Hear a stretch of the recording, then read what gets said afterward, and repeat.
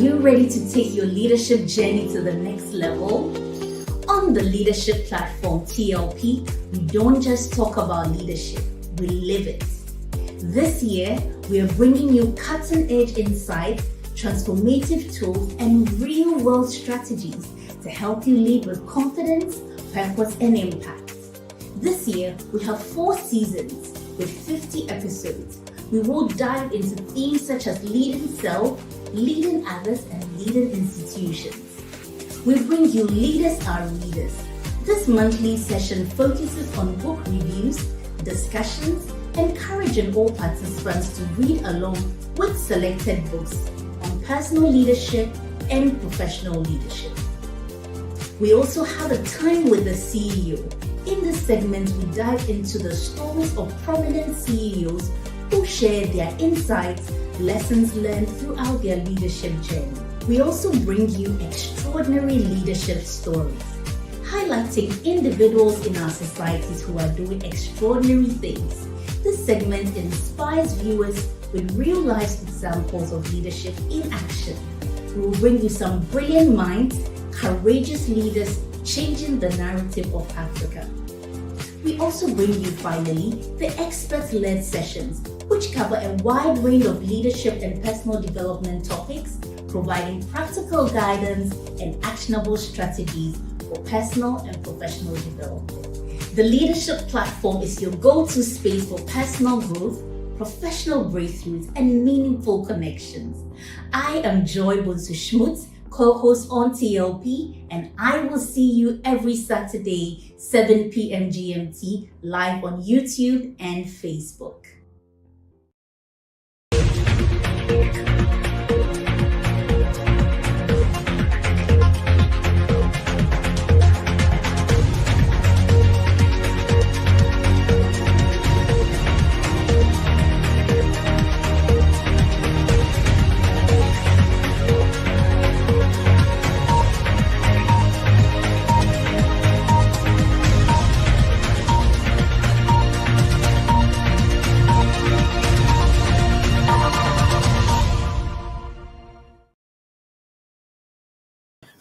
Hello. Good evening, everyone, and welcome to the Leadership Platform. My name is Samuel Ayim, and I'm excited to be with you this evening. I'm excited because we are beginning the new year, and I want to wish all of you a very, very happy new year. I hope that your festive seasons were festive and that you enjoyed yourself, you and your family, and all that you planned for yourself. I know also that you have begun the year with a new spirit, with a new attitude, with a new vim to be able to achieve greater things in 2025. And that is why I'm excited, because at CTL Africa Leadership, we are here to partner with you on that journey of growth to help you to become your better self that you aim to be. So please join us on this journey. We are going to be with you 52 weeks of 2025. As we started last week, we started with the greatest example of a leader of Jesus Christ, and we gave you the model that he led with, and we hope it was helpful. So go ahead and invite your friends, invite your family, your colleagues, your bosses, and your church members, and everybody who is interested in leadership and personal growth. Go ahead and invite them, because today we have our special session on a time with the CEO, and very shortly I'm going to introduce our guest and we're going to start rolling. If you have connected either on Facebook or YouTube or whatever, please introduce yourself. We would like to know who is joining us. So tell us your name and where you are joining from, and we will be happy to announce you to the whole wide world. We know that so many of you connect every week. We have 300-400 people connecting, but not many of you introduce yourself. We understand that some of you want to be at the background, but we take pleasure in introducing you to the world. So go ahead and let's know where you are joining from. I have Queen Doris, watching live. Thank you so much. Where are you watching from, Doris? Then I have Odihan's shop. Well, sure that is the name of the shop. Tell us your name and where you're joining from. I have Anchi Malik. Yes, I know he's one of our regulars joining from Kumasi. So I know. Olive Okine, also one of our regulars. And this is a precious and peaceful brand new year to CTL and team in 2025. Thank you so very, very much.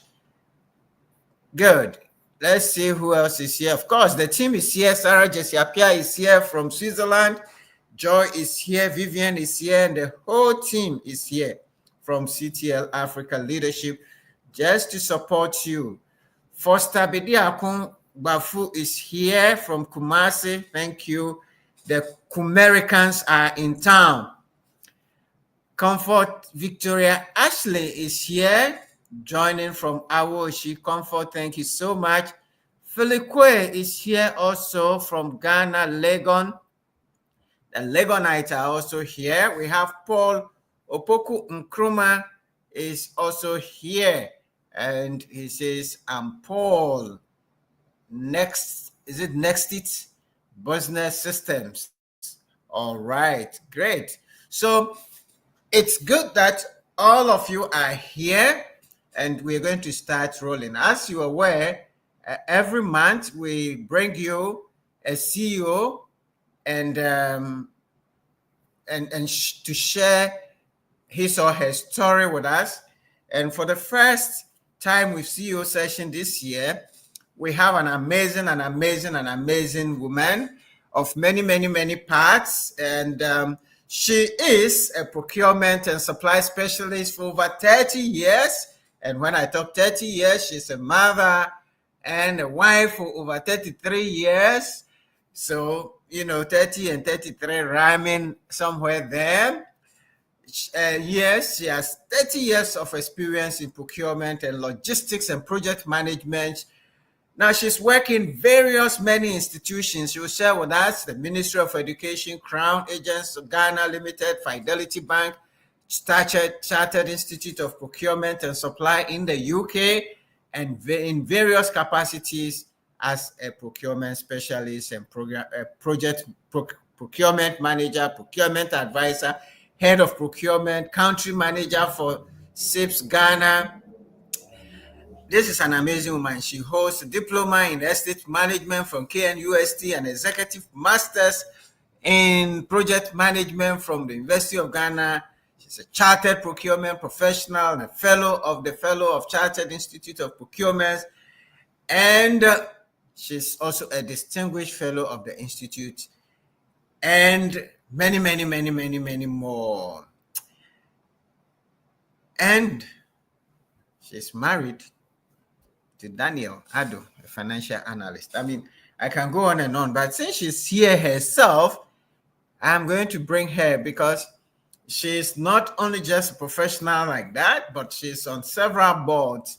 And I don't want to take the wind out of her sail. Ladies and gentlemen, help me welcome our guests to the platform, to the leadership platform, Mrs. Stella Aku Addo, my own good friend. And yesterday she confirmed that I'm still have my position as a boyfriend. Stella, the whole wide world knows, including Mr. Addo, that I'm still in the league for a boyfriend position. Thank you so very much. Thank you, Sam. Thank you too. In fact, we are very excited to have you as our first guest for this year, 2025. So let me start by wishing you a very happy new year.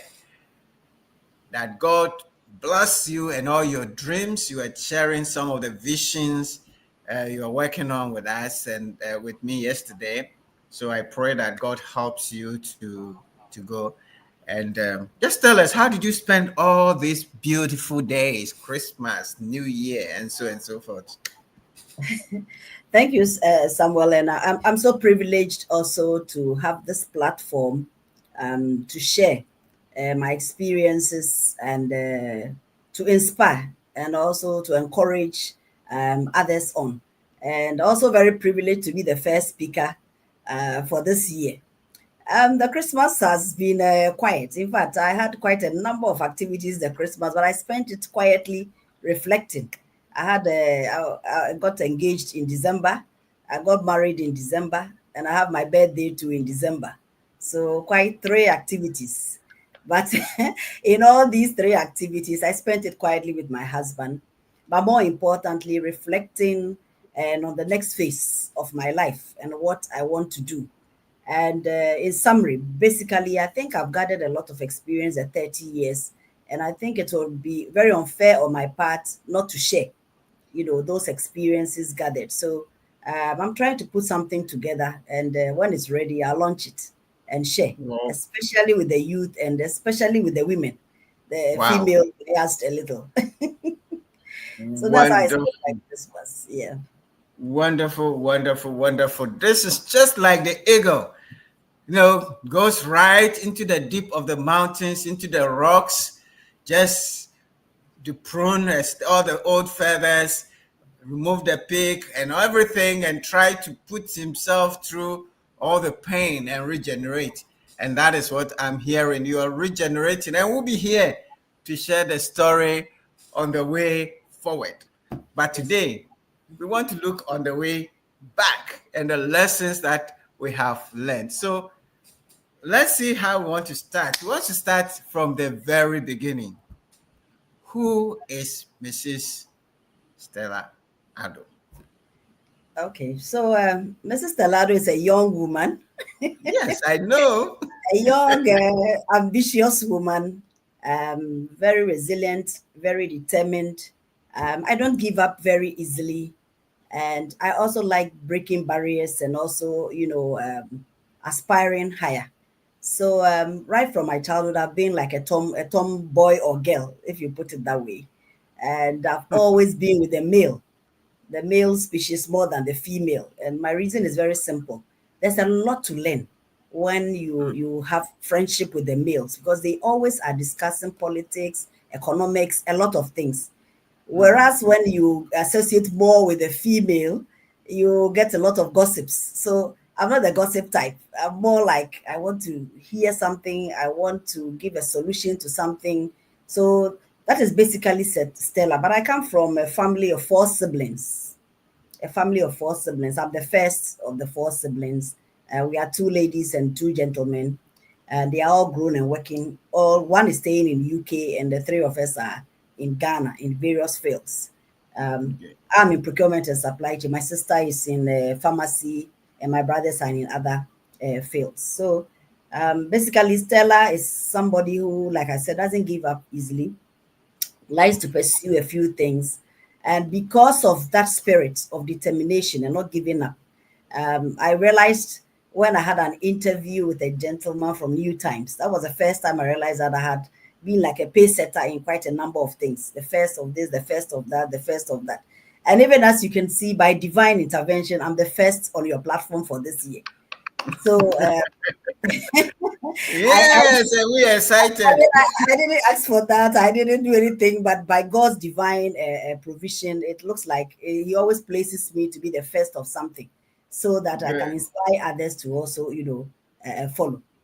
So Oh, basically, that is Stella. good, good, good, good, good. Well, Nana Jane has taken the first vice P, but the first president is still available. So we we'll look out for it. I hope Yes. so. Yeah. Now, just on the side, when you talk about always being with the men, a friend of mine says when the women meet, they talk about three things. They talk about food, they talk about clothing, and they talk about men. How true is that? Oh, it is true. It's true. I mean, there are some women who also, the ambitious ones like me will be talking about, enterprise, economy, and other things. But basically when women meet, I don't know whether it's because of they're looking at home and all those things. So when we have a chance to meet, it's more to relax. So the Mm-hmm. first thing to do is to look for good food and Mm-hmm. also to refresh yourself, and then also to have some conversations around what will make me look more attractive and good. So Mm-hmm. basically they are tuned towards that, but Mm. that's not all we discuss. I think we discuss things from our children to our husband to our homes to quite a Mm-hmm. number of things, and sometimes it's seen lightly, but in those discussions a lot of lessons are learned and a lot of experiences are shared, even in the Yeah. food. You'll be Mm. surprised that women will meet at a hotel, they'll be eating, and then they are looking at the food, looking at the type of things, and even the way the thing has been served, plated, and then the decoration and things like that. And by the time they finish, they pick a few things back home. So women Yeah. are always learning, whether it's on Yeah. shoes or on dress or the ambience. They learn Yeah. something. Yeah. Yes. Yeah. When the men are just trying to solve problems all the time, talk even on the food, we are talking hard things, and Yes. they said that in every generation the women dress the way men would like to see them because the average man can better see than think. How true is that with women? It's partially true. I think some men are also very observant and also go beyond that. But like you said, most men meet at those eatery and all those places not necessarily because of the food, but to do some business. So they go focused. I mean, they are meeting business partners or something. So they go straight and focus. Even if we go for a business meeting, we will still have the time, a little bit of chit chat, Mm-hmm. to ease the tension and talk about your hairstyle or how good you are looking and things like that. So it looks like we are geared towards that, but men also do that. And when they look good, I think men also compliment each other and say, "Oh, look, brother, you are looking good. You are smelling good." I think they go more for the smell. If you have some nice cologne, they'll say, "Ah, you're smelling nice." Women will look at the physical, what you are wearing, your hair and your lipstick and things like that. But I Yeah. think men also do a little bit of the flexibility when it's necessary. But Yeah. most times, if you are focused on what they want to do, and then I mean, they go do it and then they leave. So Good. so it's partially true, but Great discussion here. We'll come back to your young days, but whilst we are on this subject, because you've broken some glass ceilings, you've managed in the business world. Is there a difference between how men lead and how women lead? Because from this discussion, we know that women are different from men. It doesn't mean men are better or women are better, but we're just different. But there's also sometimes that women feel like they have to be men, be the way men are, otherwise they cannot fit into the corporate world. And so sometimes women come across as unnatural, if you want, and I don't know what you think about that and what your advice to women will be as far as when women are in position corporate life and so on. okay. So what I have to say about that is that when men are leading, they pretend they don't show emotions, but they do have it. But they women are so emotional. So when and that's part of us. So when a woman is leading and she wants something, then you see her come and you feel all her problems and all the frustration. She will demonstrate it. I mean, you can see in the facial expressions, you can see in the tone, you can see in everything. The man will bottle most of those things and will come straight to, can you get this done for me and things like that. But I think both of them lead depending on the industry they find themselves in. Some industries are flexible, and some industries are so tough, whether you're a male or female. You have very strict deadlines to meet, you have a lot of financial targets to meet. It's so stressful. So, whether you're a man or woman, that stress will be on you, and then that is how you see you leading your team. So, if the team is not getting you what you want to also deliver to the top level, you become very frustrated and very agitated. But if the industry is flexible, so I think the difference is really in the industry and what you are doing, more than Mhm. being male or female, and also the kind of position you are holding. If you're in the middle level, it's a bit flexible. When you are at the top, there's so much pressure on you. You have to deliver. And therefore, whether male or female, they both tend to be very unfriendly. They don't even can't say even good morning to anybody because they want results. Your boss is on you constantly. So that is it. But for the women, the advice I want to give them is that it doesn't matter whether the sex, whether you're a man or a woman or whatever you are. The most important thing is that God has placed you into a position and you need to give out your best skills to be able to deliver whatever you've done. I've always lived with whatever position I found myself in, even at the lowest level. I told myself I have to do it and do it well so Mm, that others would, appreciate it and thank God for my life. mm, So mm, I had this kind of thing that you do not have a second chance to explain. I was mm, lucky to have been brought up by some kind of bosses that will tell you you have to impress the first time. So right mm. from your dressing to your speech to whatever you do, whenever you have that opportunity or whatever when you have the stage, do it and do it well, because you may Yeah, not have the chance to go back and explain to the person, oh, today I didn't do it well because I was a bit moody or I was sick, or that you can't get that opportunity to explain.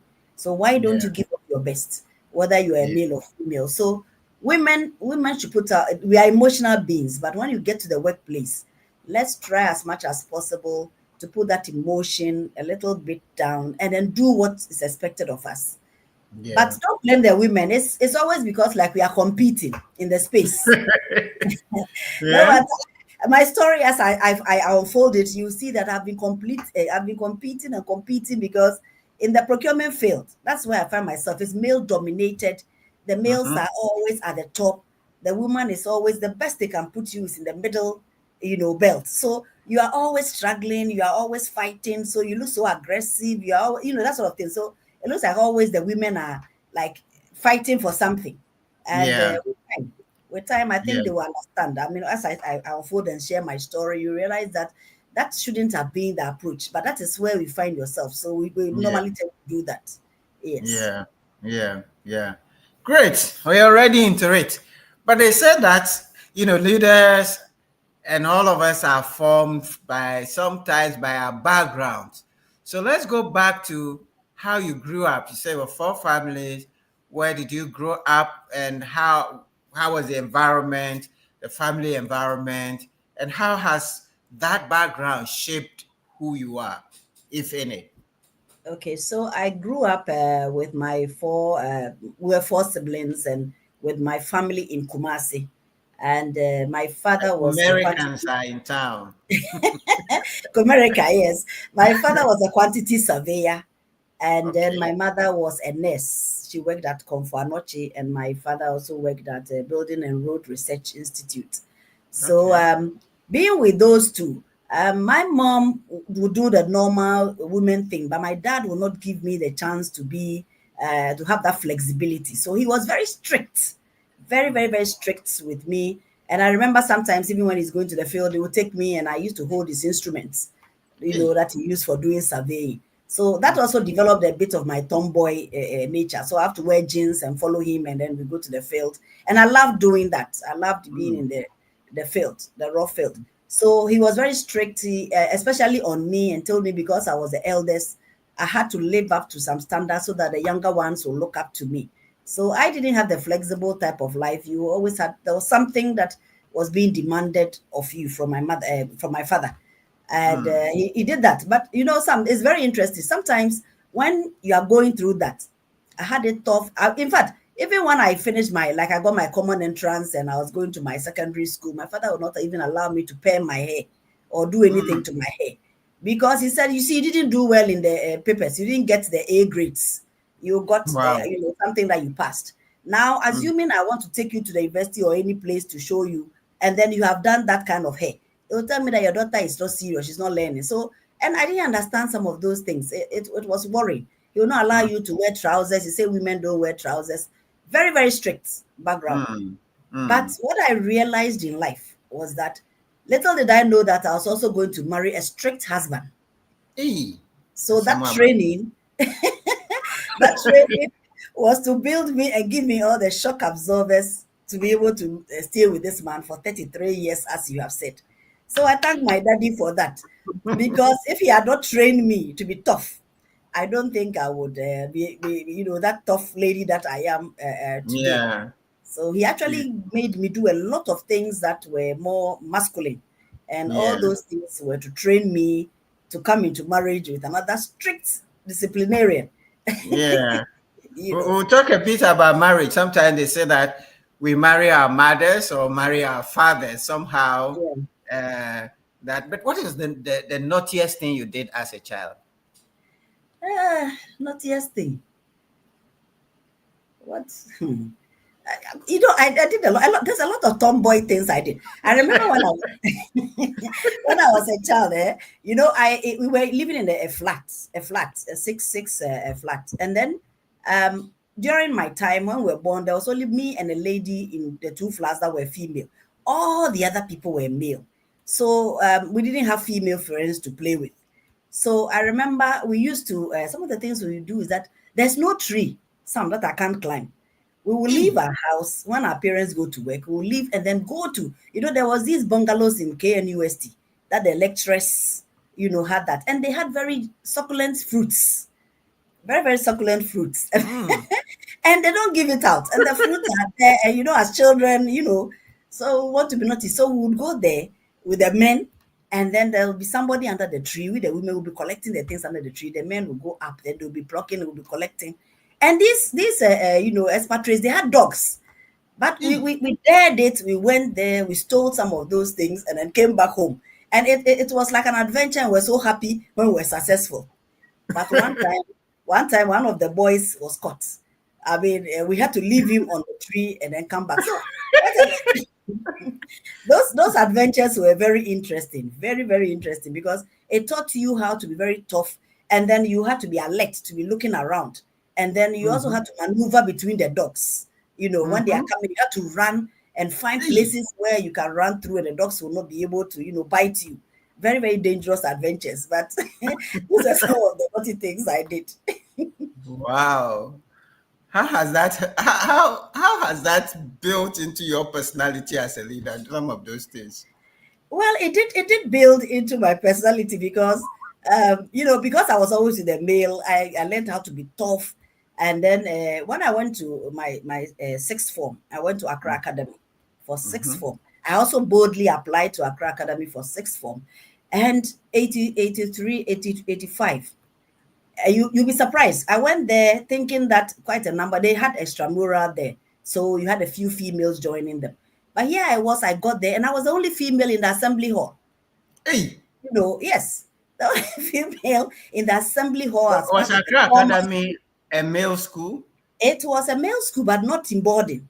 They had Ah, extramural. Yes, so the female came, but those other female were not allowed in the mainstream. But I applied and got admission. So I okay. went there they were in their green and khaki. I went there in my check, dress, thinking that I was going to meet females. And then I was the only female in the assembly hall.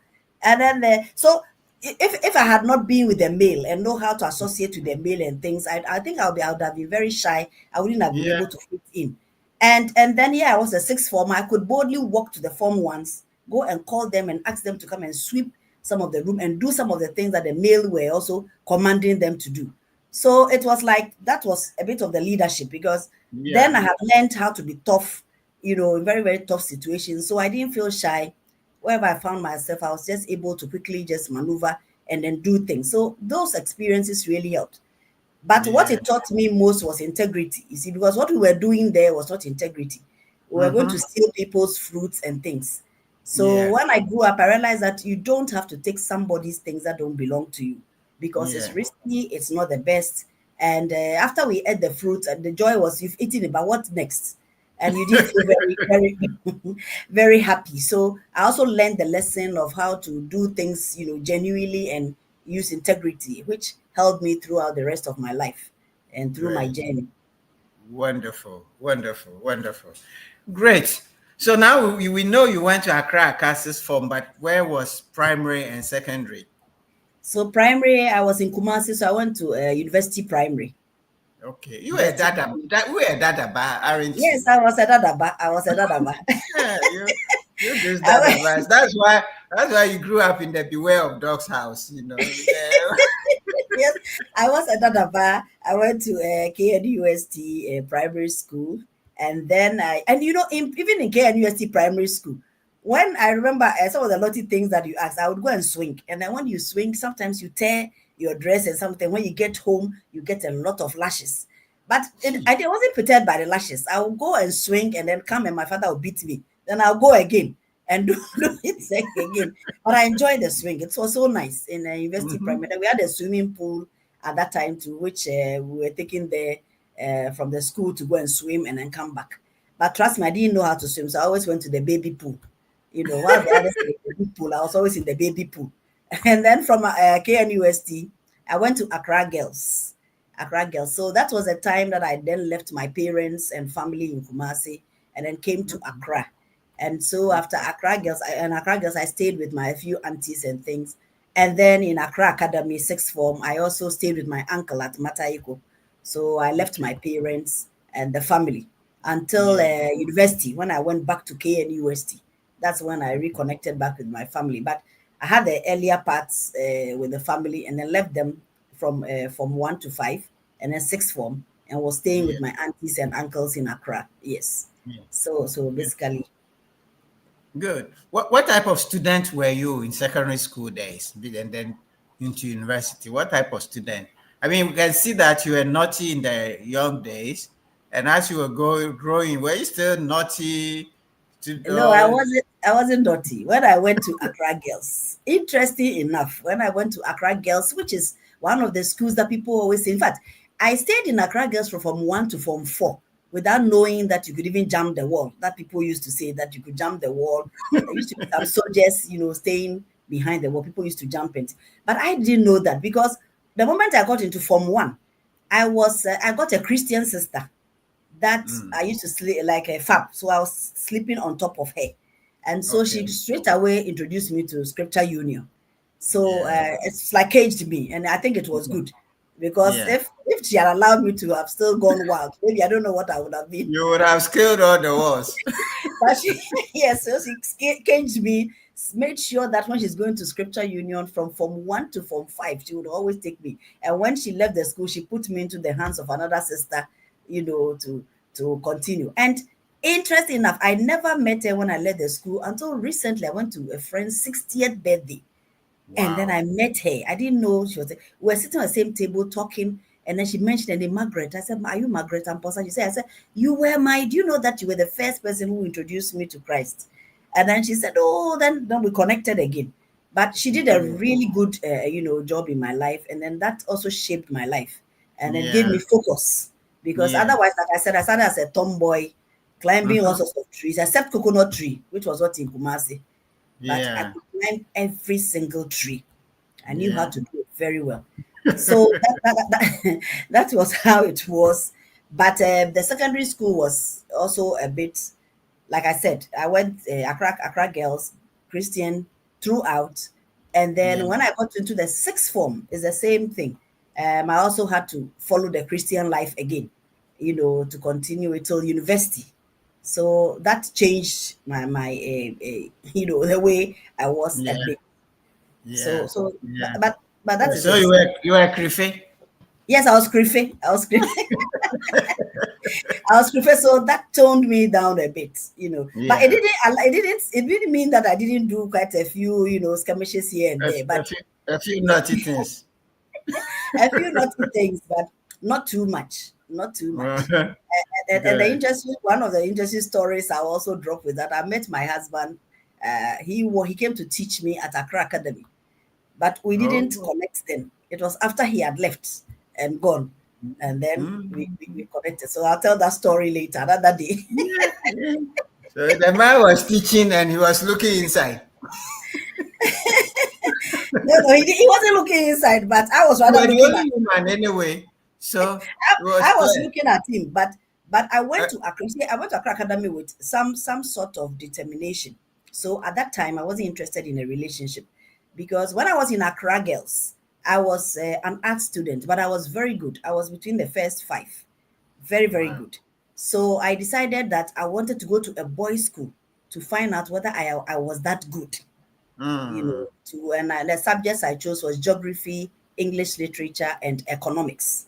So, and a Hey. very tough combinations. Yes. I didn't have time to be doing friendship and things like that.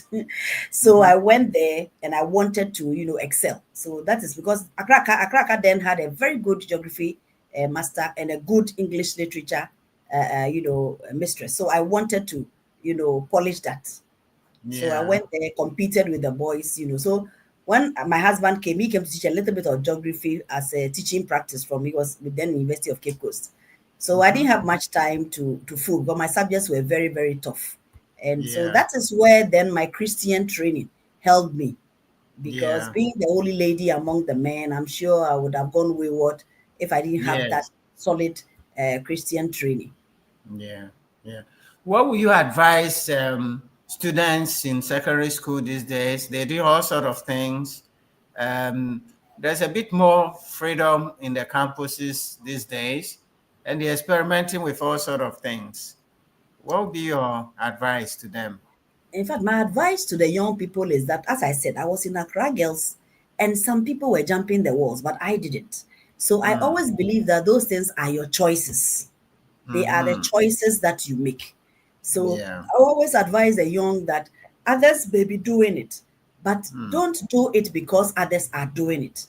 Find out Mm-hmm. what it is they are doing. If it doesn't sit with your beliefs and your values, and you look at it and you realize that this thing is just pleasure, I mean, just quick pleasure, but I will not get any benefit out of it, do not join in it. You will look queer, people will laugh Yeah. at you, they will call you all sorts of names, but at the end of the day you see that you'll be better off. And I have carried this principle throughout all my working life till now. I mean, I Yeah. could be in a company, people are doing things, I will not join them. And they find me a bit queer, that you are a bit, Mm-hmm. uh, I don't know how to say, old school or off. And I said, that is fine. According to Mm-hmm. my principles, I don't do this and I'll stick to Yeah. it. So my Yeah. advice to them is that all those vices are there: drinking, smoking, occultism, all those things are there. And if you want to join it, you join it. But Yeah. you have to be very, very determined, and you should have a strong will to tell Yeah. yourself, no, this one is not good for me. But that Yeah. is also reinforced from the kind of background and training that you got from home and Yeah. from the environment you grew up in. Because if Yeah. that is what you see people doing and that is what people praise, then you also think that is the best thing to do. So Yeah. sometimes I don't blame the secondary school people who go and do, because maybe in their home the father drinks, everybody is drinking, the auntie, Mm-hmm. uncles, so they don't see Mm-hmm. anything wrong with drinking or Yeah. smoking. So they will also do Yeah. the same. So Mm. this also goes to say that parents, we are a good example to our children. So we should be Mm. careful the kind of things we do around them. They do Yeah. learn very, very fast. And let me just use this as on the soft side. I remember when I had my kids, and I told one of them that please wear slippers when you are going outside so that you don't get pricked by. And then my daughter looked at me, mommy, but you are not wearing slippers. So why are you wearing? And she was Uh-huh. very old and she just told me. And then I looked at Yeah. my feet and I realized Uh, that at that time was speaking, I wasn't wearing you slippers. are not wearing slippers, So and you what say moral people. justification do you have to tell your child to wear slippers? Exactly. Be an example of what you are Exactly. asking that young person to do. And then the person will also do it. If they see you doing it frequently, they'll see that it's good. And then they'll also follow that example. Absolutely. And in fact, I mean, these days when we're talking about, oh, the young people should do that, they should be better this. And I said, the problem the young people have today is that they don't have good models. Every day on the radio and TV, we see our leaders fighting, insulting each other, stealing. In fact, in the elections, look at it. I mean, just come and collect your results, and they're fighting. And these are the old people fighting over simple things. And because they don't want to tell the truth, everybody wants to steal. How do you expect the young ones to do better when we, the older ones, are not doing well? So that is a good point you make. And the other point that I take from that is the choices, that our choices have consequences. You don't have control over the consequences, but you have control over your choices, and every choice you're making would have a consequence. And that is good. Young people and all of us leading, let's be examples. Thank you so very much for those. We can go into a bit of that, but we're constrained. So we'll move on. So you university, what did you study? And tell us a bit about what you study and how you got into work and what did you do and so on. Okay, so at the university, I studied estate management. As I said, I wanted to be a surveyor actually, but I Oh, didn't like make your the father. grades. Yes, like my father, but I didn't make the grades to go and do quantity surveying in KNUST. So I applied for estate management, knowing that from that angle, I could just top it up and then go and do the. But interesting enough, then came one of these vice chancellors, Mrs. Kwashi Sam, and then she changed that before you can from estate management, if you can join quantity surveying, you have to get 70. And when I finished with an aggregate of 60, 16, I think 68 point something, so I couldn't make it to do it, so I had to Wow. end up with my estate management. I was not happy at all, but I got A's in my quantity surveying and all those other things that were related to that in the Wow. course. So I made it there, but not the final grade. So after that, I went to do my national service with Ministry of Education, non-formal education. And then when I got there, I went to do a few offices. I wasn't happy. I told you I'm somebody who asks a lot of questions, and I'm always somebody who's looking for Mm. something to do. So I don't like that kind of Mhm. environment where you go, and then I was asked to go and file some files. So I was given a file. Quickly I filed and I went back to my boss. I said, I finished. What else can I do? He said, you do this. You're essential service. I said, I won't relax. Then I asked him, what else do you do here? Then so he posted me to the stores, that I should go to the stores. That's where there's quite some work to do. So I went there. Then I saw three old men, sitting there. So he said I should go and work with them. So I was working with them. I got there. And the interesting thing about that is that, you see, when I went to the store, I was supposed to go and lead the three men to do documentation and thing. I didn't tell them I was there to lead them. I just went, talked to them, asked them, what do you do here and things like that. And this is one key thing I want leaders to also pick up, because whenever we are posted somewhere to do something, we go there with that kind of attitude that I am a leader. Mhm. I've been brought here. I know everything. No, you don't know everything. You would need Mhm. to associate with them, find out from them. After you've done all your fact finding and you have Mhm. understood the environment and everything, that is when you come back, you are able to do a better solution or something that, will excite them. So I worked with them for 3 days with them, knowing that I was asked there to come and lead them. And then I got all the information I needed. I threw it back to them. What can we do to make this? So by the time I left there, we agreed together and then started doing the documentation and the, putting, more, what do you call, we put things there System. so that we put systems and racks and all those things and labeling and coding and all those things. So I left there doing that. And once I was at the store, I asked myself, so these things that are brought here, where are they coming from? And Mm. then that is how I got that interest to find out that somebody procures, somebody Mm. buys it. So I said, okay, so how do they buy it? So I got interested. I, make all the enquiries, and that is how come I went to do procurement. I said, okay, then I'll Yeah. not be a receiver at the end, but I Mhm. will be the one to buy and bring it to the store, store. So I Yeah. found out about the course, and that's how I got associated with Chartered Institute of Procurement and Supply. Yeah. So from the university, I went to work with, like I said, Ministry of Education. That was my first point. I worked there for 9 years. And then I moved on to Crown Agents, who are The also, 9 years, was it all in the stores or you did no, other not all in things? the stores. I came to the office as a procurement. I started as a procurement assistant, senior procurement officer, principal procurement officer, roles there. I worked with the Ministry of Education and the non-formal project for quite Okay. the 9 years. So all that I Okay. was doing a bit of the back office, a bit of the buying, a bit of stores, a bit of supply chain, a mixture of it.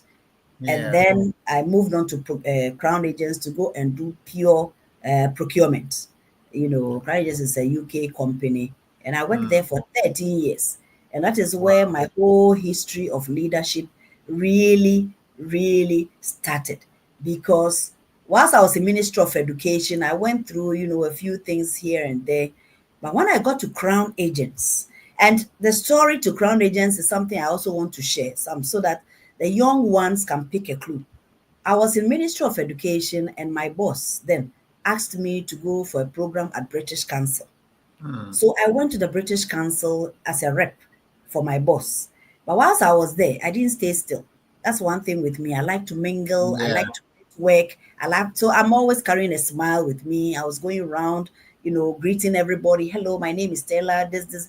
Apparently, whilst I was doing that, the country director of Crown Agents was there and had noticed me. So before I left, he just called me and said, "Young lady, what's your name?" I said, "I'm Stella." He said, "Oh, I love the way that you are going around and greeting people and how you are socializing. Look, I have a vacancy at my place. So if you Wow. are interested, could you have a procurement vacancy? If you're interested, could you bring me your CV? Because I love the way you are carrying yourself about and how you are doing things." So I sent my CV. So that's how I got the job, at Yeah. not applying or going through anything, but it is how I carried Net myself. networking. Yes. Proper networking. Proper networking is non-negotiable. You always have to open up when you go. That doesn't mean you should be a talkative all round, but be very deliberate, be very, target a few Strategic. people, strategic, and talk to them, and don't go talk. You see, when you go talking to them, it's not, how are you? Can I get your card? I need this and that. No, it's more to have a discussion, and you never know the opportunities that may open up to you. Yeah. So whilst I was in Crown Rangers, that's what happened. And another story to share is that whilst I was there, I used to dress very well because, like I said, one boss told me dress well because you never know. And I Child, remember one, you were killing people. yes, I was killing people. My suits, if you see my suit and you see my hair, you see my shoes, my jewelry. Oh, I dress. So I dressed one day to work. I got there, and my boss said, "Hey, today there you have dressed." I said, "Yes." I was feeling so happy I dressed. And that dressing, we had visitors from UK and they were going to have a dinner with them. He looked around, I was the most dressed, so he invited me to join them. And that Wow. was another opportunity for me to even meet the managing director of Japan Motors and other people, which I would not have had the opportunity to do. Yeah. I'm saying Yeah. this because the young generation now, when you go to the secondary schools and the universities, they don't dress well. Dressing Mm-hmm. is another thing that can also open doors for Yeah. you, Yeah. at places that you can even be able to sit with kings and queens, Yeah. So always dress well because you never know the door that will open. Because if you are not very dressed and somebody goes, "Let's go to the president," then now you are looking at yourself and you see that you are Mm-hmm. not appropriately dressed to Mm-hmm. join the delegation. So Yeah. I picked that and I have continued to dress well every time because it opens a lot of doors for me. So Good. from From Ministry of Education to Crown the plan Agents events. and then to Fidelity Bank. And then after Fidelity Bank to Chartered Institute of Procurement and Supply as the country manager. Wow. Wow. Now, share a bit of. Going to bring Sarah in shortly, but you talked about the first that you had chalked. Can you just share with us some of the first that you did? We know you're the first only woman in Accra Academy, eh? And what are some of the other things that you chalked the first scene, and what was the motivation? Okay, so I was also, when I got into procurement and the Chartered Institute of Procurement and Supply, I was also the first female branch chair because, they call them presidents. I was the first president to sit in that on Okay. that seat. And it's Good. also something, in fact, I was sitting on that seat when I was in probation in Fidelity Bank. So it's something that I dared to do it, when it was Wow. a bit difficult, but I did take up that position. And then I did it for 2 years. And then I had a renewed mandate to continue another 2 years in that chair. And then being in that chair, I was also the first female to get a fellow for the institute, you Wow. know. And then when I went to Institute of Project Management too, I was the first female to get the fellow there. And then I also did a few things to distinguish myself there. And along my journey, most of the things I do, I become the first to do this, the first to do that. I have quite a number to say, but because of time constraint, I just wanted to share just this few, barriers that I broke. But what that did for me was that it's not more of it's the courage to do it. Yeah. Because Yeah. trust me, when I got the country manager position with Chartered Institute of Procurement and Supply, Sam, you will not believe this as I'm even going to say it. But I got that position. I was in probation, 6 months probation with working with Fidelity Bank. So I even offered it to the male. I told my male colleagues that, please, I can't do it. So can't come and do it because I wouldn't have the time. And they said, me too, I'm in the bank. I can't do it. I told another male colleague, he said he can't do it. I said, okay, then there was no option but for me to do it. So I Yeah. went to an office, I set it up. I got a lady to go and sit there. And then whilst I go to work, break time, then 1 hour, my 1 hour break, I'll just dash to that office, look at it and see whether things are going well. Then I go back. And I did that until finally I applied for a leave without, with absence and left Fidelity Bank. But it was a tough decision I took at that time, but I had to do it Yeah. Yeah. because the Yeah. decision came and I had to do it, and nobody wanted to do it. So some of Wow. those decisions were tough, but I was prepared. I realized that life had actually prepared me for some of those things. So and Yeah. I did it and did it well. So I Yeah. also got quite a lot of awards in those spaces. Then I Wow. was also the first person when I was there when Jospon Group of Companies, the Jospon, the leader himself, Mr. Japan, called me that, Stella, I want somebody to chair one of my subsidiary companies to be the board Mm. chair. So Wow. I was the first board chair then also. And I said, me. And then he said, yes, because I've worked with you at Crown Agents. I know your quality of work. So I want, Yeah. and you see, the word that he used that was, I know you have integrity. So I want you Absolutely. to come and chair my board. And Mm. Sam, you will not believe, I had not even sat on any board at that time. I didn't And you have went any straight board to become a experience. board chair. And they said I should become a board chair. I said, how? So I went to my husband. I said, my husband, I've been giving this. So he said, yes, do it. So, and the interesting, we just Googled about how to chair a board. So that is also daring. So I picked it up. Yeah. I went Mhm. to the first board meeting. I read through the notes thoroughly, how to chair it, what you have to start with, and how the proceedings should be. And some, you will not believe it, I chaired this board, and by the time I finished, all the board members were clapping for me. I never Wow. chaired the board before. Yeah. So Yeah. some of these, I'm saying this because some of these opportunities come your way. Yeah. Because one opportunity came my way and I just let it slide. So I Mm. want people listening to me today to know that God brings the opportunities to you, but it is up to you to accept it or deny it. I Yeah. denied one when my child was in North Reed Lyceum. I was there when the headmistress called me and said, Madam, you have been recommended by a few people to come and join our board. And I said, what? And they said I should be in the financial position. I said, but I don't do finance. It's my husband who does finance. She was very disappointed. She told me, you have been asked to be part of the governing board at that time. Mm. Mm. And it was a recommendation. So I'm Mm. surprised. And I said, no, but I don't do finance. So I have to be honest and tell you I can't Mm. do it. And he said, the recommendation was so strong. So, madam, why are you rejecting it? So when I came to Yeah. tell my husband, he told me never reject any offer that comes your way. Because the Yeah. moment that offer came from recommendation, God has already prepared you for it. You just Yeah. have to receive it, be strong, and then just flow into it. And then God will direct your steps. And that Yeah. is so from that opportunity, I decided that I will never, say Mm. no to any good opportunity that comes my way. I would always accept it, trust God for it, and then He will direct my steps. And that's what He's been doing in my life till now. Wonderful. But that shows also that because the opportunities could come, but if you were not prepared, the opportunities would not have come.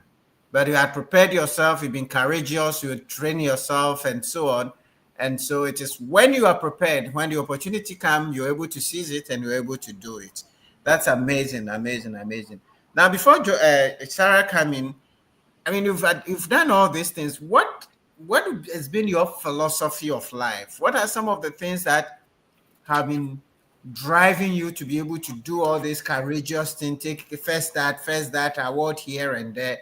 What are your guiding principles in life that you want Okay, to share? so I have quite a number of it, but I'll just share about 3 or 4 of it. One of it is that hard work isn't enough. And this is Hmm. true because if you do a lot of hard work and you are silent on that hard work, nobody will get it recognized. So when you Hmm. do something hard work, you would have to be an advocacy of yourself to let people Hmm. know the hard work you've done. This is Hmm. why you are saying that we are not getting role models for the young people. There are a lot of people who have broken ceilings and barriers, but they are quiet. So Hmm. nobody knows them. They have not said their stories. So Yeah. they have worked hard, but the stories are dying. And the young Yeah. people need that. So my first philosophy is that you work hard, but be an advocacy and let people also hear your voice and your story so that it Yeah. inspires people. My other thing is that comfort zone kills growth.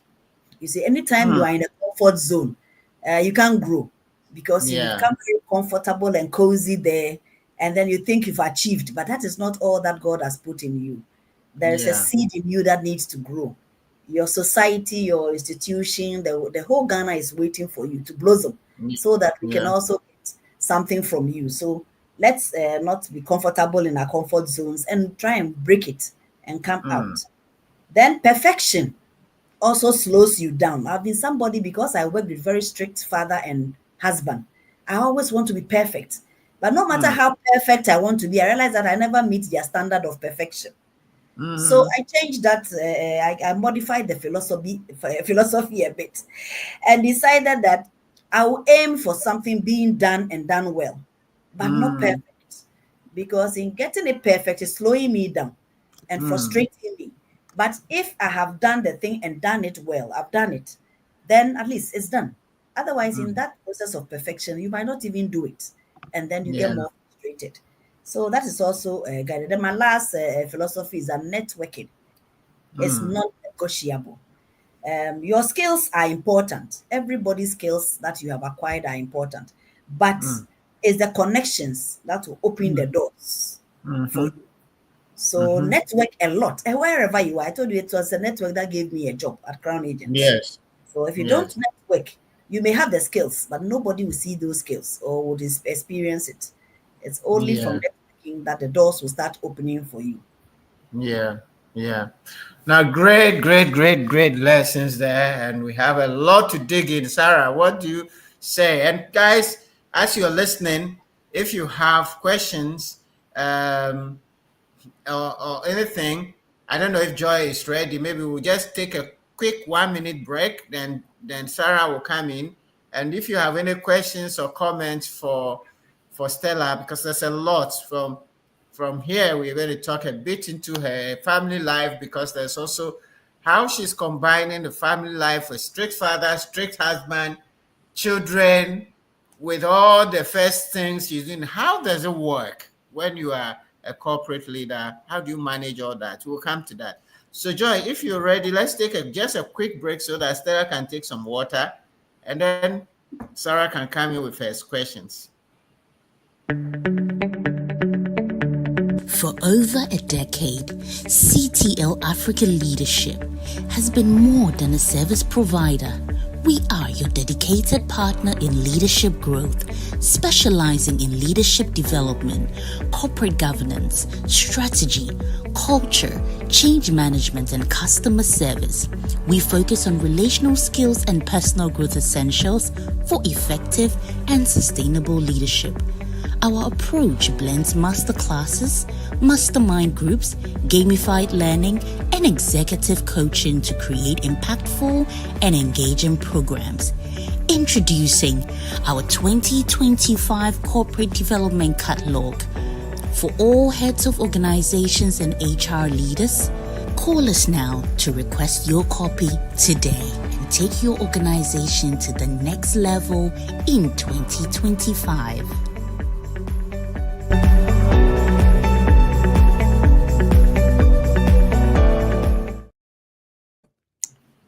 Thank you, Joy. Great. Thank you so much. And let's invite guys, those of you who are in corporate life. It's the beginning of the year. We are ready for you. Bring into your organizations. You want to do your team building exercises. You want to energize the team for the year to achieve the high goals you've gotten for yourself. We are here for you. Great programs we have, and we encourage you to go to our website and explore our catalog. Sarah, what sayest I'm, thou? Interesting I'm just, learnings. yeah, I'm just smiling here and laughing because she is also from my school. I'm also an Agis girl. I Oh, didn't yes. know. Yes, Accra girls people. I didn't know. And all I can say is that I can just even sum everything that she's doing into the motto of Accra Girls: aim high. Aim high. Aim Oh, high. Our motto oh, is aim high. And I can Yes. Oh, see she's taking this, she's living it out and breaking boundaries. yeah. My takeaways has been really the first one is mentorship, how she was Mm. mentored when she went into Accra Girls with this uh, sister, whatever she calls her. Is it Yeah, Miss the scripture union. Nada? I was in scripture union too. Yeah, same here. But what I would like to say is that now that you had that experience, how do you mentor other people? Do you have a mentorship program for young people or for people in corporate, whatever field that you find yourself? And secondly, if you do, how do people get into this mentorship program if you have one? Okay, thank you so much, Sarah, for the question. I'm not really doing it on the large scale type of thing, but I'm doing it on a one-on-one, quiet sort of. So I just shared with some that I'm thinking of coming up this year, Mm-hmm. to actually do it on the larger scale. But what I've done is that even the people I worked with, I had three ladies who I Mm-hmm. worked with under Charter Institute of Procurement and Supply. I mentored them and I've groomed them. And let me also confess that CTL has been one of my strong platforms that I have also learned a lot.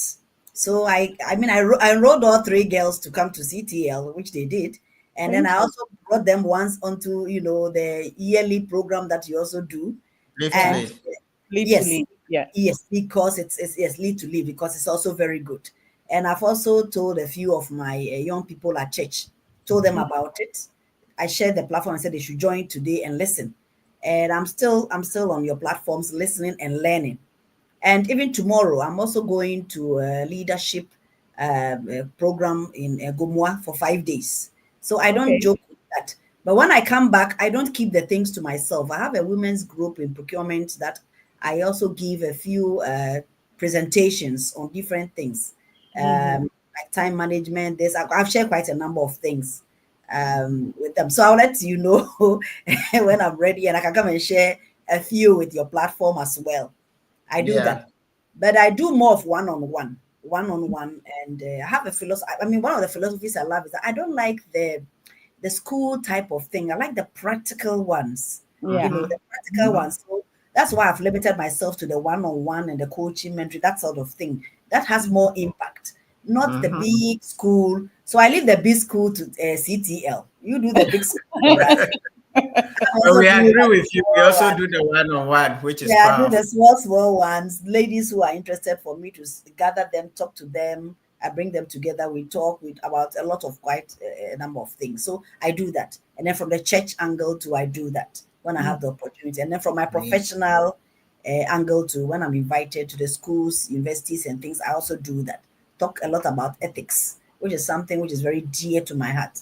So I go Mm-hmm. and talk to the young people about ethics and how they can be ethical. I also talk to them how they should present themselves for the market, what the market is looking out for, and things like that. So I do that. I Okay. do. Yeah. Because as you're speaking, I'm hearing a lot of personal branding that is coming out of that as well. The personal branding, grooming yourself, and all that is part of it. Yeah. And you did say you've done all this for 30 years. So what Yes. is next? What is next for you? Yes, like some said, I went into hibernation to ask myself. I've been doing this. See, what I've been doing is more of the corporate working. But I just had to pause. I actually went off Charter Institute of Procurement and Supply in 2023, December, and Mm-hmm. told myself I needed a break. So I gave myself a break. And in that 1 year, I've not actually been working. With Institute of Project Management, it's more voluntary. The position Mm-hmm. I'm holding now is voluntary, helping them to also set up that institute. But I'm asking myself, what can I do? Because I don't think I have to sit back with all the 30 years of experience. So I was telling Sam, I'm trying to put something together, and when I'm ready, I'll come and consult you so that you help me put it into shape. But that dream, whatever I want to do, came up by a lady who comes to massage me at home. She comes to give me, because I work with the bank, I used to have some back pains and back. So I normally do a bit of massaging and physio.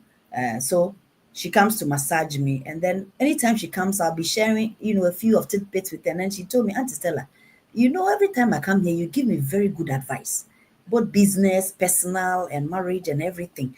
And it's helped me so much. So, Stella, why don't you gather a few young women and talk to them and do something beyond what you have been doing with me? Because I'm gaining so much. And I don't think I Mhm. should be the only person gaining. I said, okay, I'll think about it.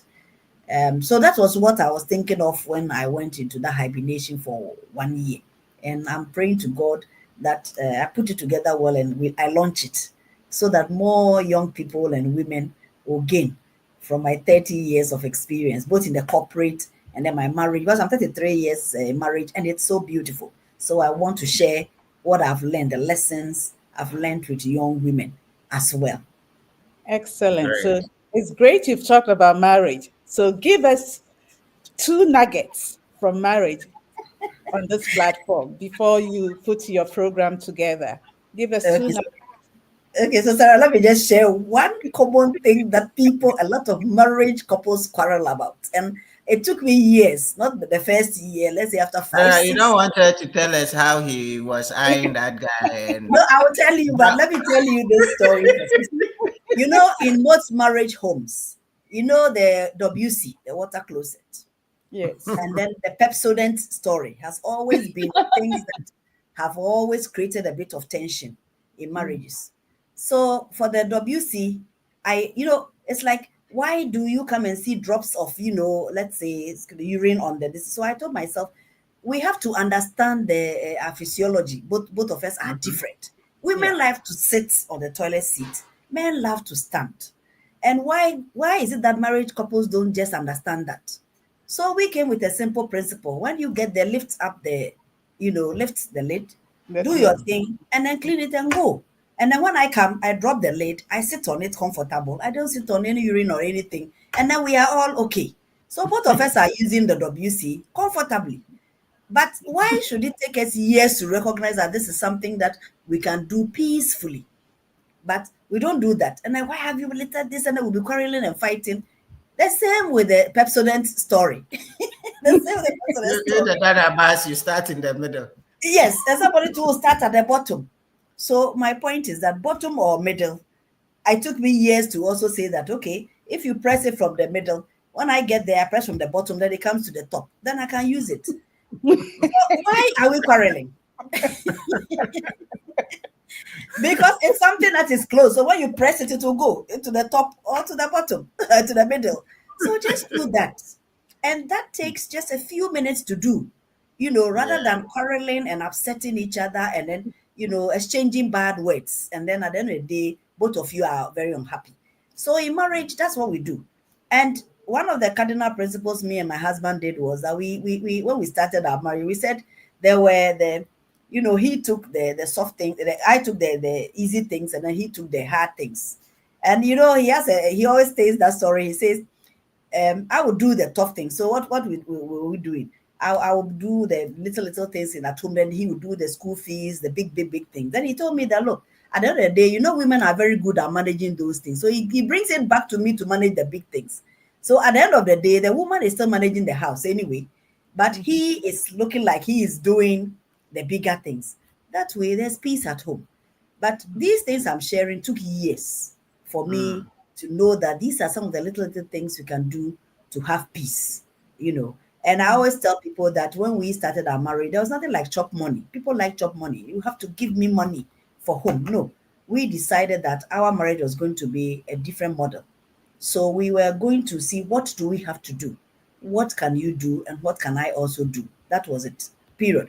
So any month, these are the bills or these are the responsibilities. Which ones can you take? Because we were both working. Which ones can you Mm. take? Which ones can I handle? And since we did that, there has been peace. There hasn't been an instance where you should have given me 1,000 cities, you didn't give me, or this and that.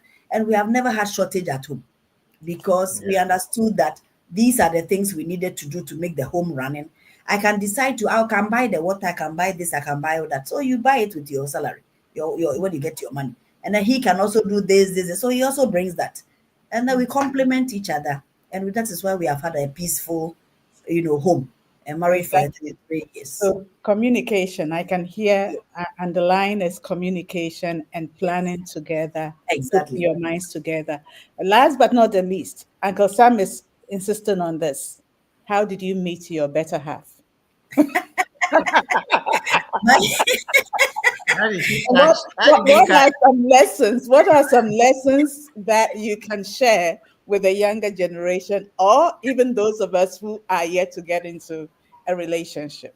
okay, so again, let me just say that when you're a woman, you need to position yourself very well. What I mean by position yourself is that in terms of how you dress, in terms of how you carry yourself, in terms of how you speak, people actually teach those etiquettes so that you know how to do it, and we have to learn how to do it because you can get your husband or your better half in any place at any time. That is how God has designed it. So you never know where you meet, and then if you spoil that opportunity, because the man may be watching you, the woman may be watching you. If you spoil that opportunity, you may not get that opportunity again, and you may stay single because you missed your partner.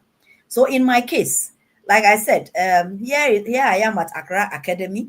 I've come to compete with the boys, and then here comes a very sexy young man coming to do his practice. What do you call it? Practice. He came to teach us a bit of geography. Teaching practice. Teaching practice from University of Cape Coast. He comes in, and Hey. that day too is coming, he's wearing corduroy. You know, there was this jeans, that kind of, not jeans, so that time it was corduroy. He Yeah. was wearing it, very smart. And then he also had dimples, So Hey. Okay. he comes So into the class. you were mirroring him, right? I was looking at him. I said, "Who is this sexy man who's coming to teach us?" Then I said, "No, Stella, you didn't come for that. You came to learn." So, so So I looked at focus, him, focus. focus. I looked at him, I spied him. I said, "This is quite a nice gentleman." So I mean, then as fate will have it, he came, he taught, and then he made me the class rep because I was the female, in the Hmm. geography class. So It was class we end. strategic. Yeah, so come and take notes for the class, that kind of thing. Mhm. One thing led to the other. But at that time, like I said, I was very focused to be able to do well because my parents were in Kumasi and I'd come to stay with my uncle and things, and I needed to be focused because my daddy was a strict man and I couldn't go back to say I'm doing this, so I didn't get good grades. So I didn't get interested in that relationship at that time. So it was after we left school, then we connected again. And then trust me, by the time we connected again, he had a girl. Hey. you know, Oh, he okay. had a girl. But somewhere along the line, I think we continued to still communicate. And then at a point, he told me, "Oh, he's left the girl. So am I still open?" Whilst Hey. he was doing that, my mother was also a nurse at Konfanochi. And I was also, in fact, if you had seen me in my youthful days, I was so beautiful. So my mother was You are also doing some still. connections. Beautiful. You are Was still doing, beautiful. was doing some connections with some doctors at Konfanochi. But I told my mother I don't like a doctor. Doctor doesn't have time for me, so won't have time for me. So I don't like doctor. That was the time they had their bungalows with their window views. You remember when you graduate, Hmm. then they give you Hmm. that. So she was looking at the doctors for me. I said, "Mommy, I don't like any of the doctors. I want somebody who will love me just as I am and be with me as I am." So our relationship actually started when I came back to Kumasi and then he was in Accra. But like I said, we have spotted each other, we've spoken, and then we continued the relationship. So the first day I brought him to my house. Some you should see my father. He was who were you looking? I was very strict, but when he left, when my that was then my boyfriend, when he came home, met my father and left, he was very strict. He sat in the hall. He would not even move away from us for us to talk. He was in Apparently, a conversation. he had looked at him, he has assessed him, and then he came back to Accra to come and tell his mother that my daughter have found a very good man. So, but he didn't tell me. It was my grandmother who then told me that your father said a man came to the house and he liked him. So, but the end of this story is that, so I've told you how I met him at Accra Academy, but we didn't connect then. And then later he asked me to be the school, the class rep. Yeah. So I was frequently going to him to go and get the notes so that, Mm. increased the relationship. And then finally, the end of the story is that even though my daddy saw him and approved him, he didn't live, he had an accident, so he didn't live to see him. So when we Oh, married, he didn't give me to him. It was my uncle who came from London to come and give me out for the marriage. But at least what I was happy about was that he has met my husband Your and he daddy. had he like. approved me. Yeah. So at least it was good. And we have been there for the next, 33 years and we are still going. Okay. Amen. So you got a Wonderful, blessing of wonderful. your daddy. Thank you. Sam, I think I've asked enough questions. Let's see through the, But let's see. the We have, comments. I think we have 14 minutes to run, but a Yes. few comments. Let me quickly go through the comments and see what people Yeah. are saying. And Yeah. I okay, think you need to, yeah, you need to bring Joy also on so that she will ask questions from the perspective of the younger generation than me. So, yes, Joy, okay, if you great. want to join us, Joy, yes.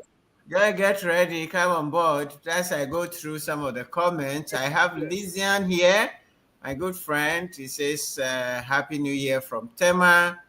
Uh, Sarah has quite a bit of things to say. She's sharing her learning. Evangeline is joining from Accra. Evans here. Okay. Evangeline says, I love listening to Auntie Stella. She inspires and encourages me. Mhm. Great. Tracy Amago is here. We are watching. Okay. Tracy says, some women are so emotional when leading. This questions their capabilities. So we'll just go through it and you want to choose which one you want to comment on. But she continues to say, I had a boss who will not even respond to your greeting because you had an argument, because you had an argument at home with, she had an argument at home with her spouse. Okay, so that's the emotional side, and I think we've been advised to watch that. Uh, Obo Richie says, turning from Bawe, Joy has a few things. Says, thank God for Scripture Union. It shaped a lot of us. Yes, it did. Kwame JB from UK says, great to be here. Emma says, enjoying the program. And Oliver Khan has quite a bit things to say. Akwaba to you all. And okay, I'm seeing if I can get any question. Uh, I'm also Ima looking. says, thanks, Olivia. Okay. It says, very lively and encouraging and progress driven lifestyle and life Okay. shaping as well. Yeah, we Okay. have one question which Joy has highlighted. Okay. All First question right. from Kwame JB. Okay, so Kwame is asking, is striving for perfection another form of procrastination? How does one break out of that trait and get things done? So note that, Stella, Okay. that's one question, and let's see if there is any. All right, so a lot of good things, people sharing their learnings and so on. All right. So, Vivian says this is impactful. I love all that you shared. A lot of takeaways to shape my life. Thank you so very much. Okay, and I think your nickname is Taga. Somebody says Staga on high. I think it's your initials. All right. So that's one question and those comments. Any comment from that? And Joy comes and let's see. Joyce. So Okay. Stella. Yeah, okay. So I think he's asking whether is perfection another form of procrastination. I Yeah. think you see in that in trying to be perfect, sometimes yes, you will procrastinate because you want to make sure that you are getting it right. So you want to do something, you stop, you want to go and look at it again, come and do it another time or things like that. But the most important thing, as I said, how do you break away from that trait? The Mm-hmm. procrastination itself as a trait is not bad. It is how you see it and how you use it. That's the most important thing. Because sometimes you would want to do something, then you have the feeling to hold on. And this is one of the, this procrastination, let me talk about it. It's one of the traits that I've learned from my husband. I am always in a rush to do things because I want to get it done. And then you tell me, wait, hold on. And I'm like, I told you this, but you have not given me a response, or you have not done this. And he said, hold on. And that holding on, sometimes what I've learned from it is that holding on then in itself gives you some answers that then facilitates what you wanted to do. You see, because if I had done it at that time, there could have been some damage or something that you need, then I have to go and do damage control. So sometimes if you procrastinate, it's good, but it's not to be doing that all the time.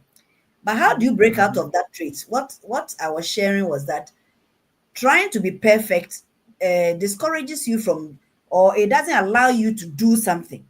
To So you execute. start something and you are not able to finish it, and that even frustrates you the more.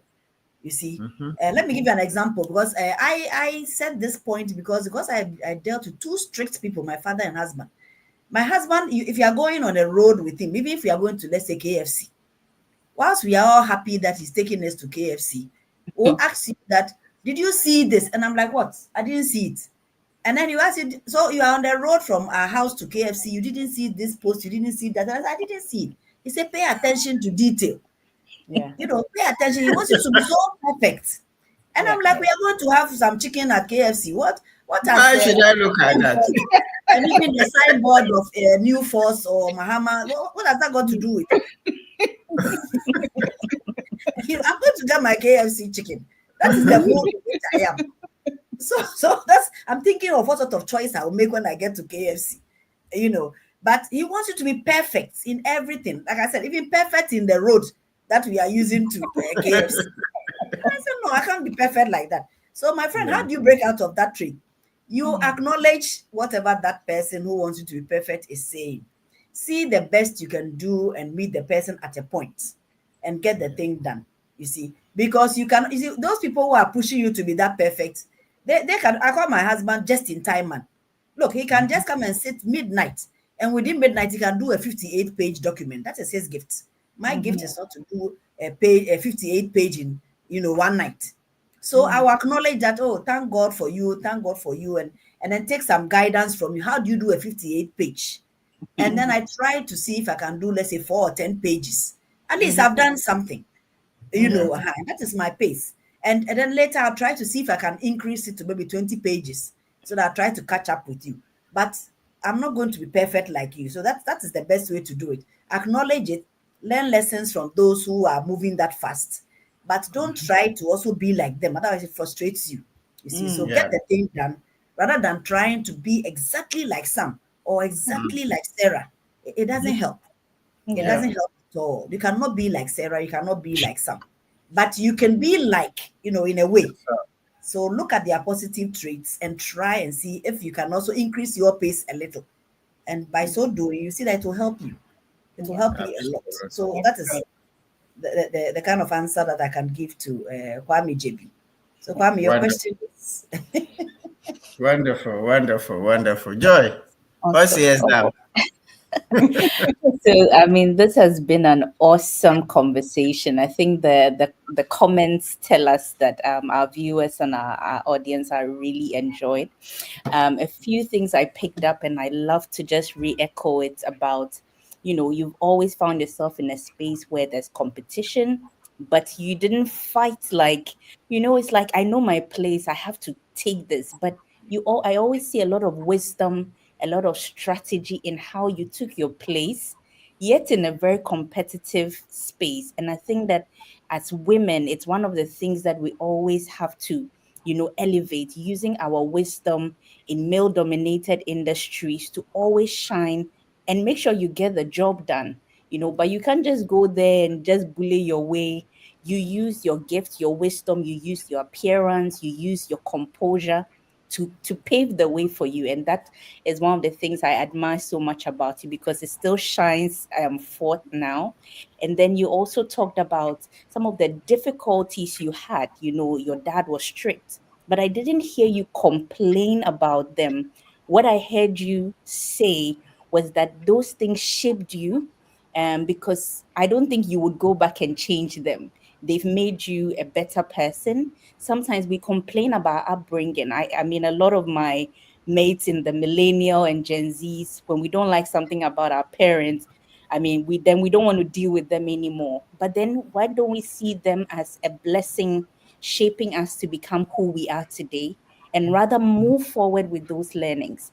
I mean, I hear that from your relationship with your husband, with some bosses you had, that everything you found as a challenge, you leveraged it as a strength to, move yourself forward. I mean, I can imagine being the only girl in a secondary school. I mean, there's a lot of determination. One of the questions I have for you personally is about courage, because we all have self-doubt. We all get to a point where we question who we are and our abilities.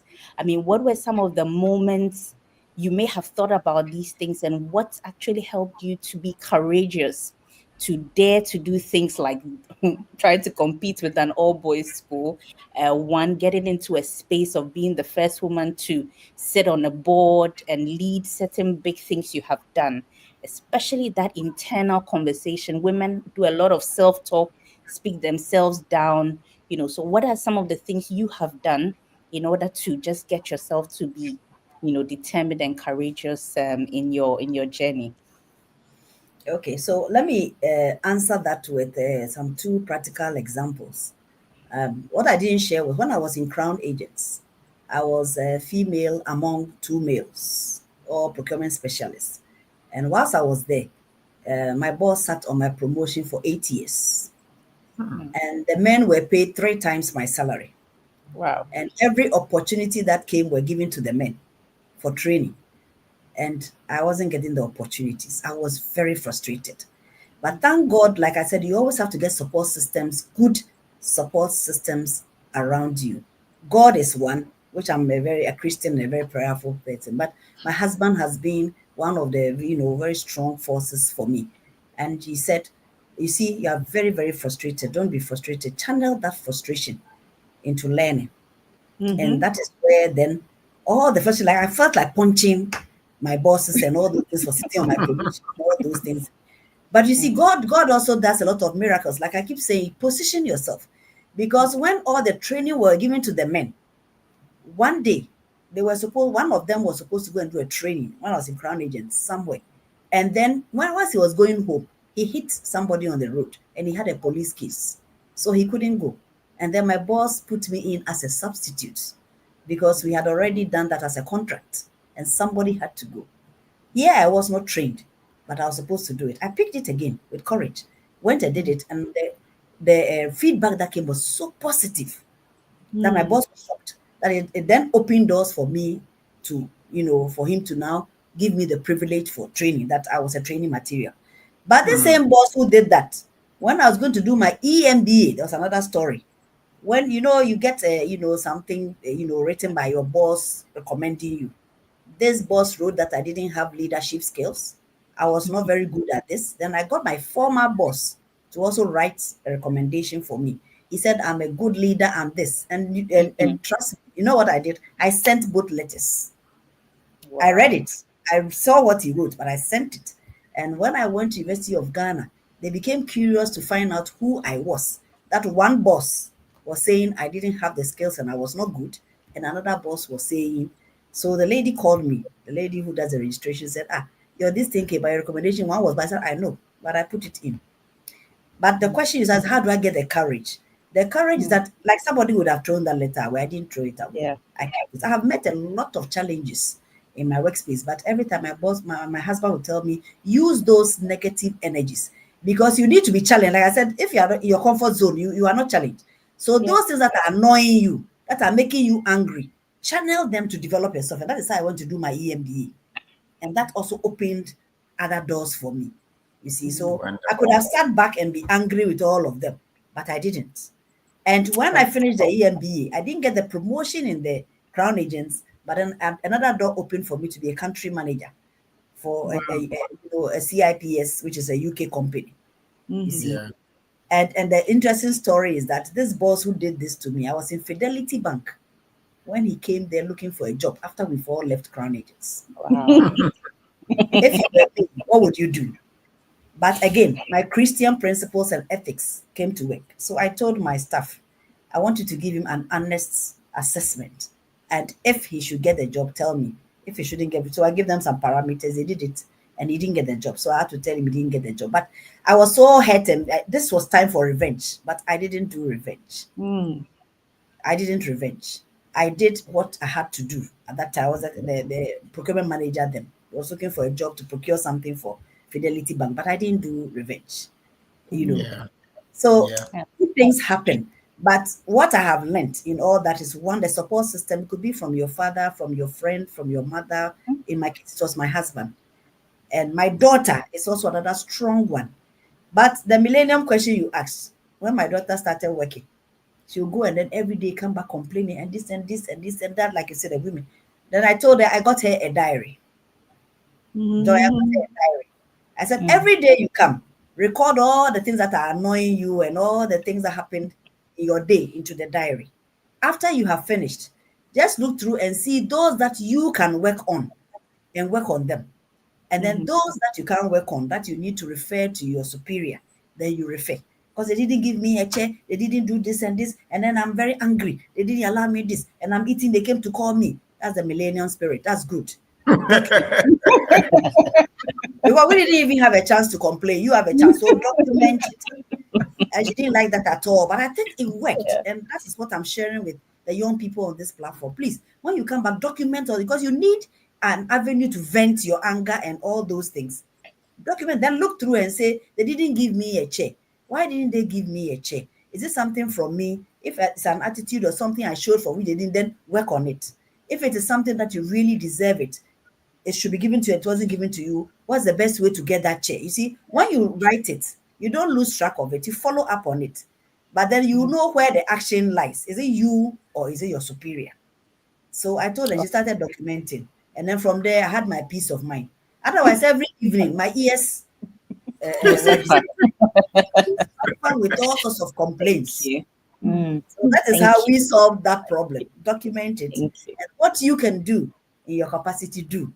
And then what Yeah. mommy can also do to help you, I will do. And then what your boss can also do, they will see, they'll do. Then we'll teach you the act of how to speak with your boss together. But the last point I also want to share is that for the young ladies, if you want something, like you say, use your wit, use your wisdom, use everything. Don't go fighting. A lot of women go fighting. And this is a lesson I also learned. I realized that I don't need to fight. So I don't fight. Even with the male counterparts, they don't like fighting. They don't like challenge. They want dominance. So let them enjoy their dominance. With one of my bosses, he doesn't even want to see my face. So I don't go to his office. We developed a mail system. So I'll send you an email. Boss, did you say this? Then you reply back. So we're doing emails instead of facial thing, because he didn't want to see me, and I also didn't want to upset him.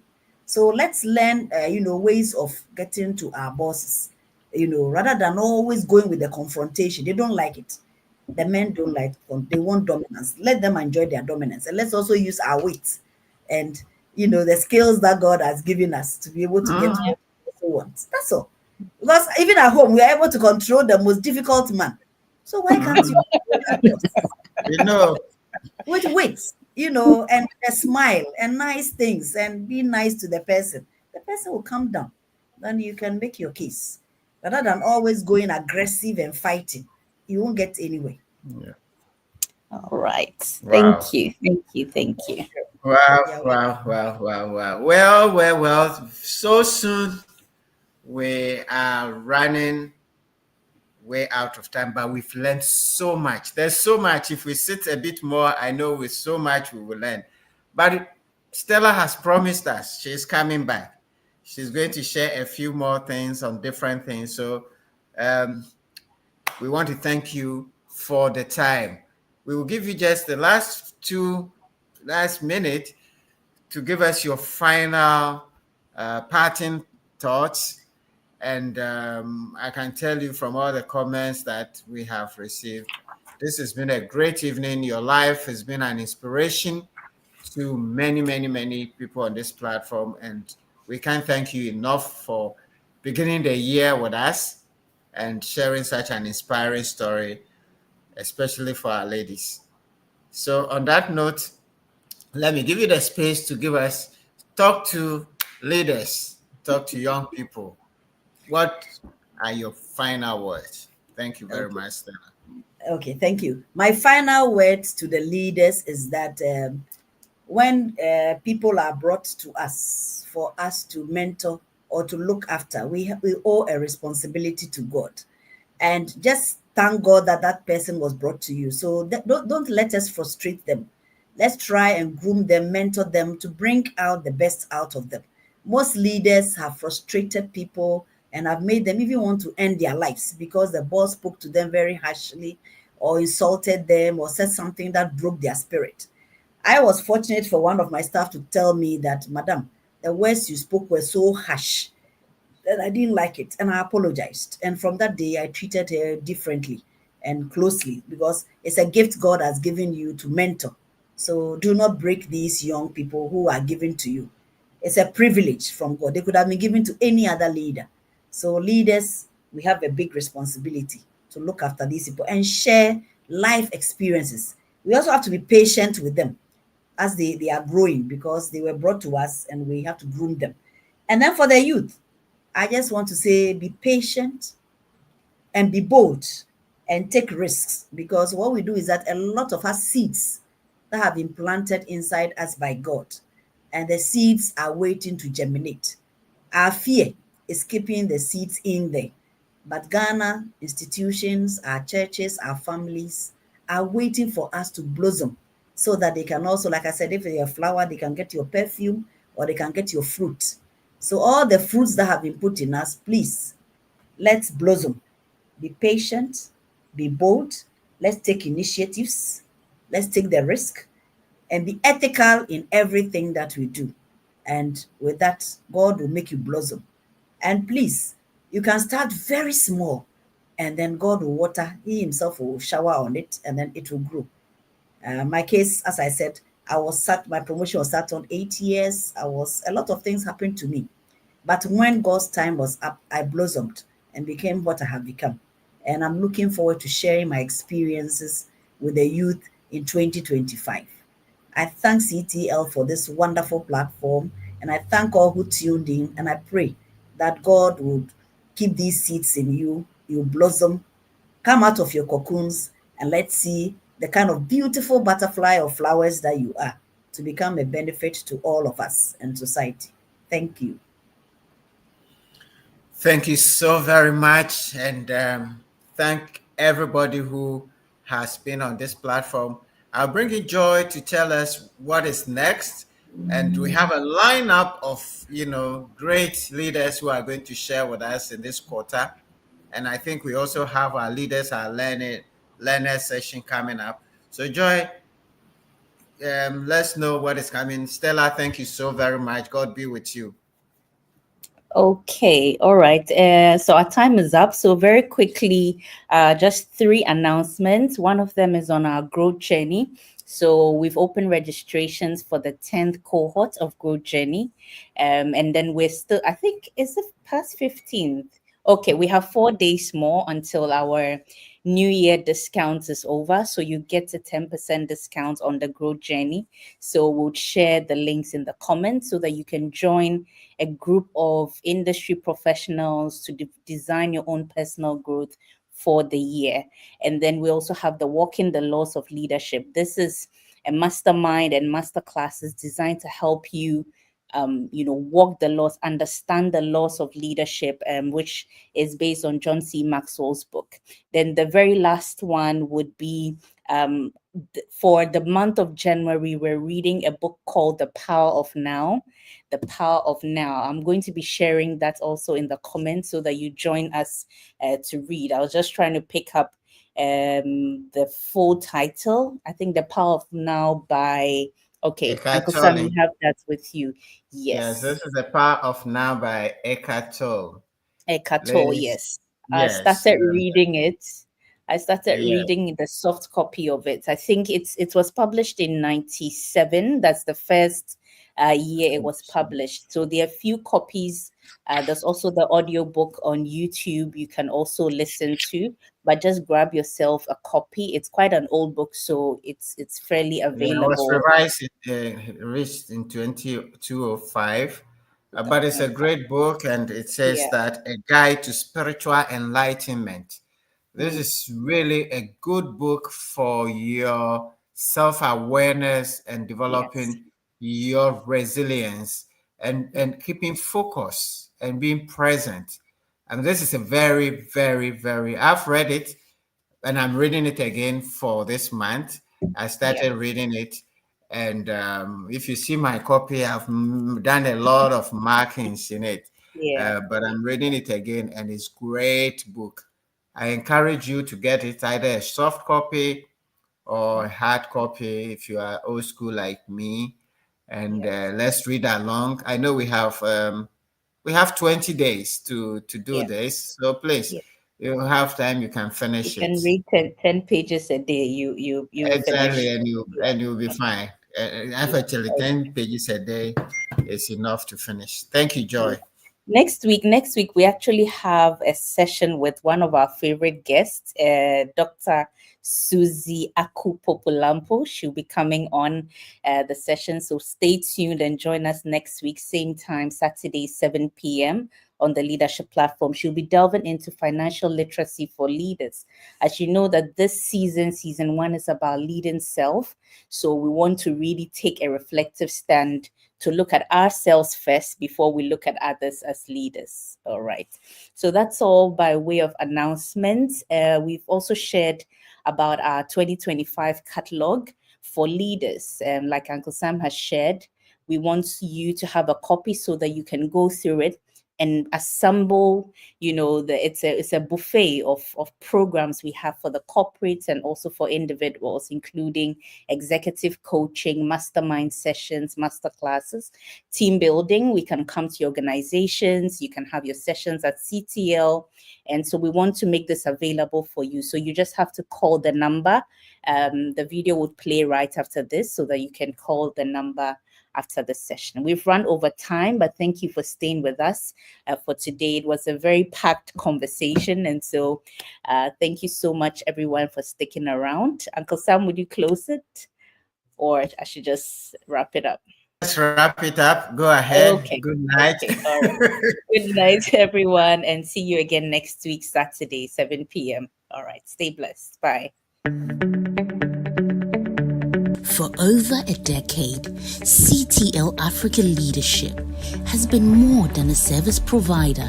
We are your dedicated partner in leadership growth, specializing in leadership development, corporate governance, strategy, culture, change management, and customer service. We focus on relational skills and personal growth essentials for effective and sustainable leadership.